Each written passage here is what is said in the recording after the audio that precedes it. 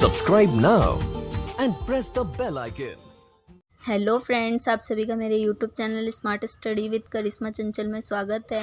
तो फ्रेंड्स, आज हम पढ़ेंगे ह्यूमन सिस्टम के बारे में। तो फ्रेंड्स, मैं आपको बता दूं कि ह्यूमन सिस्टम क्या होता है। तो ह्यूमन सिस्टम हमारा होता है, जैसे कि हमारे कोई भी टॉपिक होते हैं तो हमारे टीचर्स बोलते हैं कि हमें आज स्केलेटल सिस्टम के बारे में पढ़ना है, हमें मस्कुलर सिस्टम के बारे में पढ़ना है, तो हम कंफ्यूज्ड हो जाते हैं। अब हमें पता तो है कि हम अपने बॉडी के ही बारे में पढ़ रहे हैं, बट हमें ये नहीं पता कि हम बॉडी के कौन से ऑर्गन के बारे में पढ़ रहे हैं। तो हम उन्हीं ऑर्गन्स को जो डिवाइड करते हैं उसे बोलते हैं ह्यूमन सिस्टम। तो हम उसी ह्यूमन सिस्टम के बारे में आज पढ़ेंगे कि कौन सा ऑर्गन हमारा कौन सा सिस्टम हमारा कौन से ऑर्गन के बारे में है। तो अब मैं आपको बता दूं कि हमारा कौन सा सिस्टम कौन से ऑर्गन के बारे में हमें बताता है। फॉर एग्ज़ाम्पल्स फ्रेंड, जैसे हम ले लेते हैं स्केलेटल सिस्टम। तो अब हम बात करें स्केलेटल सिस्टम हमें कौन से सिस्टम के बारे में बता रहा है। तो हमारा जो स्केलेटल सिस्टम होता है ये हमें हड्डियों के बारे में बताता है। अब हमारी हड्डियाँ कैसे मूव करती हैं, कैसी दिखती हैं, कितनी लंबी होती हैं, ये कितने पार्ट में डिवाइड होती हैं, तो इन सब के बारे में हम पढ़ते हैं स्केलेटल सिस्टम में। तो हमारे स्केलेटल सिस्टम जो होता है वो हमें बोन के बारे में बताता है।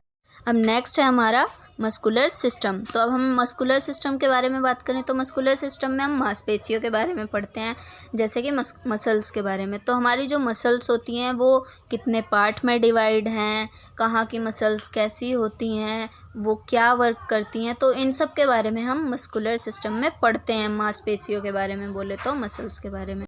तो अब है हमारा रेस्पिरेटरी सिस्टम। तो हम रेस्पिरेटरी सिस्टम में लंग्स के बारे में पढ़ते हैं। रेस्पिरेटरी सिस्टम में हमारा जो लंग्स होता है उसमें कैसे हम सांस लेते हैं, तो वो कैसे फूलता है, सिकुड़ता है, तो हम इन सब के बारे में पढ़ते हैं कि मतलब हम जो सांस वगैरह लेते हैं तो वो कैसे जाती है, कैसे इनहील होती है, कैसे एक्सहेल करते हैं, तो इन सब के बारे में हम पढ़ते हैं। है हमारा डाइजेस्टिव सिस्टम। अब डाइजेस्टिव सिस्टम में हम बात करें कि कौन से ऑर्गन्स के बारे में पढ़ते हैं, तो डाइजेस्टिव सिस्टम तो सुन के ही आपको पता चल रहा है कि हम डाइजेशंस के बारे में ही बात करेंगे।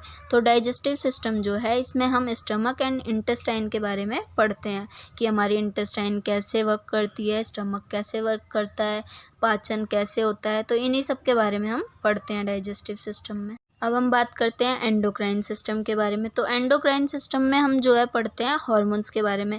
एंडोक्राइन सिस्टम में हमारा जो है हार्मोन्स का विकास होता है। अब हार्मोन्स की बात करें तो जैसे कि हमारे जो मेल एंड फीमेल इन दोनों में ही हार्मोन्स का विकास होता है। तो जैसे अब हम फ़ीमेल की बात कर लें, फीमेल्स जो है हमारी, उनका 12 to 15 की एज में जो है बॉडी डेवलप होने लगती है।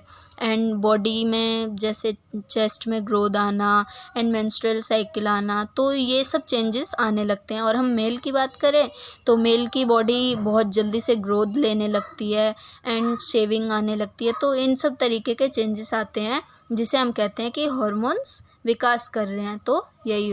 और फ्रेंड्स, हमारा जो एंडोक्राइन सिस्टम है ये बहुत सारी ग्लैंड से मिलकर बना होता है।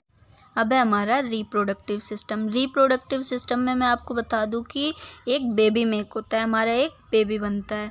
तो कौन सा एग मिलके कौन सा एग बनाता है, मेल एग मिलता है, फीमेल एग मिलता है, तो ये एग्स जो मिलके मतलब एग बनाते हैं, तो उनके ही बारे में हम इसमें स्टडी करते हैं कि कौन सा एग मिलेगा तो कौन सा एग बनता है। अब हमारा नर्वस सिस्टम। तो नर्वस सिस्टम जो है ये हमारे ब्रेन को कंट्रोल करता है। तो नर्वस सिस्टम में हम मतलब नर्वस बोले तो माइंड के बारे में, ब्रेन के बारे में पढ़ते हैं हम, अबाउट द ब्रेन।